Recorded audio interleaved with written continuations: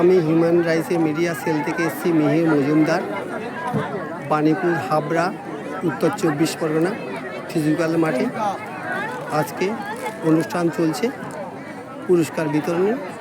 স্যারের কাছে কিছু বক্তব্য আছে, বলুন স্যার।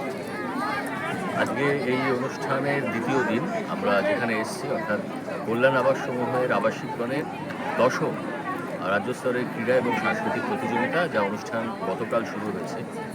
আজকে তার শেষ অংশ, অর্থাৎ আর কিছুক্ষণের মধ্যে পুরস্কার বিতরণী অনুষ্ঠান শুরু হবে। বিভিন্ন জেলা থেকে যারা আমাদের প্রতিযোগী তারা এখানে এসেছেন এবং এই সাংস্কৃতিক এবং ক্রীড়া প্রতিযোগিতায় অংশগ্রহণ করেছেন। গতকাল জনশিক্ষা প্রসার এবং গ্রন্থাগার পরিষেবা বিভাগের মাননীয় ভারপ্রাপ্ত মন্ত্রী জনাব সিদ্দিকুল্লাহ চৌধুরী এই অনুষ্ঠানের শুভ সূচনা করেন এবং এই দপ্তরের অর্থাৎ জনশিক্ষা প্রসার অধিকারের বিভিন্ন আধিকারিকরা তাদের নিরলস পরিশ্রমে এই অনুষ্ঠানকে যথেষ্ট সাফল্যমণ্ডিত করে তুলেছেন, যেরকম তারা বিগত বছরও করে থাকেন।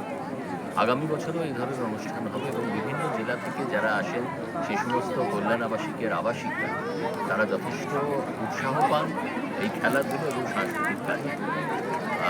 আন্তরিক শুভেচ্ছা রইল এবং আগামী দিনে আরও সুন্দর হয়ে উঠুক এই ধরনের। স্যার আপনার নামটা কি? আমার নাম পদ্মনাভ দাস। আপনি সিনেমা করেন? আমি লেখালেখি। আচ্ছা, ওকে স্যার, ধন্যবাদ স্যার, অনেক অনেক ধন্যবাদ। হাবড়া থেকে মিহির মজুমদার, মিডিয়া।